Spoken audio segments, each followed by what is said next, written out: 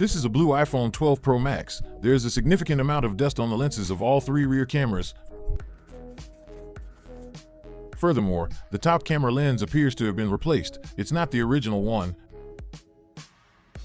Now, let's take a look at the phone screen. Tilting it under the light, the screen appears grayish black. This usually indicates an aftermarket assembly screen. Moreover, the black bezels of the screen are very wide. Let's observe the middle frame. We found that the two bottom screws are missing. Let's first plug in the charger to see if it matches the owner's description. Plugging in the charger, it shows a 0.5 watt charging current. The charging current is clearly abnormal. After a while, it indeed matches the owner's description. The screen flashes briefly. The Apple logo instantly disappears. It continuously does this, unable to power on or charge properly. So, what kind of strange is this? Could it be that the iPhone 12 Pro Max is this fragile? What is the actual cause of this malfunction? Let's continue to find out. If you can watch up to this point, you are a true fan of the master. Don't forget to double tap on the screen. Give me a like. I would be very satisfied. You've worked hard. Thank you. We found we can easily lift a gap in the screen. Let me ask you a question. What phone do you have, and how much storage? Then, we open the screen. The moment we open the screen, my teammate and I were utterly shocked. The logic board has indeed been repaired before. A shield is missing, all the chips are exposed, and all the flex cables, as well as the rear camera securing bracket, are absent. The screen is confirmed to be aftermarket. Now, let's observe more carefully. When we look at the battery connector has become loose and detached. Furthermore, the battery flex cable is bent, almost to the point of breaking. The antenna connector at the top is also loose. We reconnect the two flex cables, then we attempt to power it on. Could the fault of this phone really be this simple? After plugging in the charger, it successfully lights up with the Apple logo. After waiting a moment, it enters the operating system. Then we check the charging wattage again. After a while, it has successfully activated PD18W fast charging. This indicates the phone's charging has also returned to normal. So, does the phone powering on prove that all other functions are normal? Not necessarily. Let's test the Wi-Fi, sound, and other features. Let's go to About This Phone to check. It's a 512GB Chinese version iPhone 12 Pro Max. The battery indicates it's a genuine Apple part, but the display shows unknown part. This confirms the display really is a replaced assembly screen. While the battery was replaced with a genuine one, let's test the camera, flash, and Face ID functions.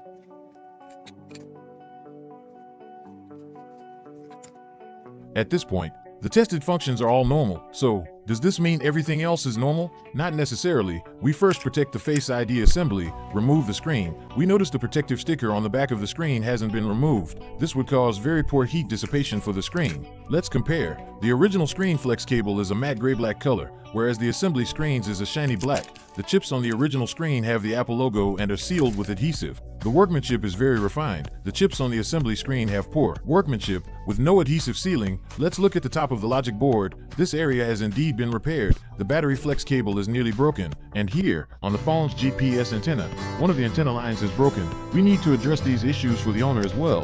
First, disconnect the flex cables, then remove the logic board to inspect it and see what else has been repaired on the board. Disconnect the flex cables, unscrew the screws, remove the internal and external SIM card tray. Finally, we can remove the logic board. Taking out the logic board, let's examine it. We find the board has not been separated, sandwiched boards. Only the external components on the upper layer were repaired. Upon close inspection of the area below the storage, these two small audio ICs have been repaired. Let's also remove the rear camera. We see a lot of dust on the rear camera. And from this angle, this lens has indeed been replaced. Let's look at the battery flex cable again. This corner should originally be rounded, but it seems to have been pressed by something. Let's first address the logic board. Place the board in the holding fixture. Peel off the foam on top. Clean the repaired area thoroughly. Then, take a donor shielding cover and install it for the owner. Apply flux around the edges of the shielding cover and apply solder. Then, apply solder to the mounting points on the logic board. Install the shielding cover.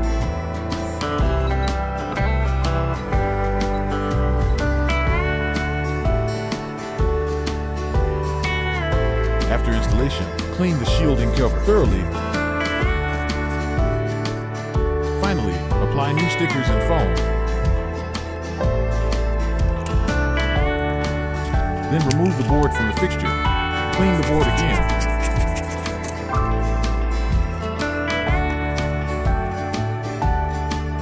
Second step, let's address the GPS antenna issue.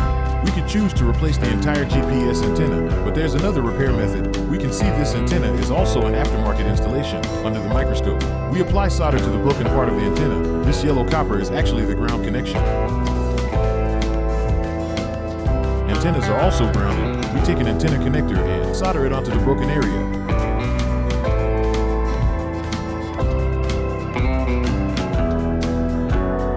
After ensuring it's securely soldered, clean it. Then apply black insulating paint around it. Cure it. Okay, after dealing with that, let's handle the battery flex cable. Upon close inspection, the battery flex cable already has slight damage. Fortunately, the edge here is the ground line, but if left untreated, it could definitely cause a short circuit between positive and negative later on. Let's first insulate it, then secure it and cure the adhesive. Install the antenna screws. For the battery flex cable here, let's first move it a bit further away, then straighten out the flex cable. Okay, this looks much better now. Clean the phone's chassis thoroughly. Also, clean the camera lenses. Then clean the rear camera as well. Reinstall the rear camera. At this point, we need to replace all the missing shields for the owner.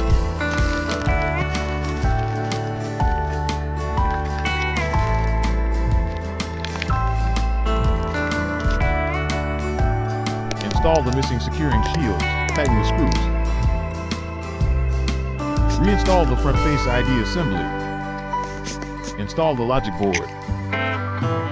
Tighten the several large screws securing the logic board. Connect all the flex cables. Install the internal SIM card tray. Clean thoroughly.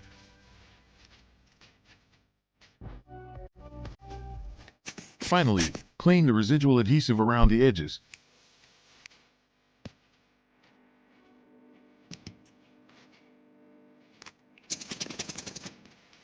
Apply a new waterproofing adhesive.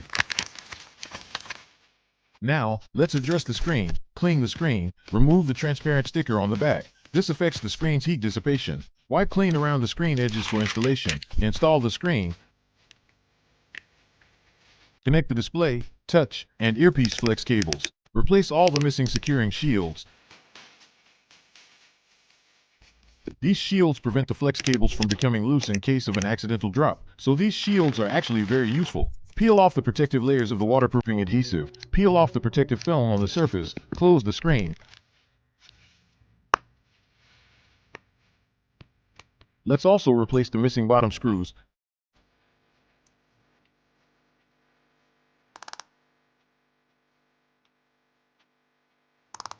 Then, wipe it clean and plug in the charger. Okay, it powers on successfully. Enters the home screen. Afterwards, we test all the functions again in actual repair practice. Malfunctions like this one from the owner are very common. So, those watching this, could you have guessed that the fault with this phone was simply a loose battery? Grateful and thankful for every fan's support for the Master. If you like the Master's content, double tap the screen. If you haven't followed yet, please do. We will pack the phone and send it back to the owner.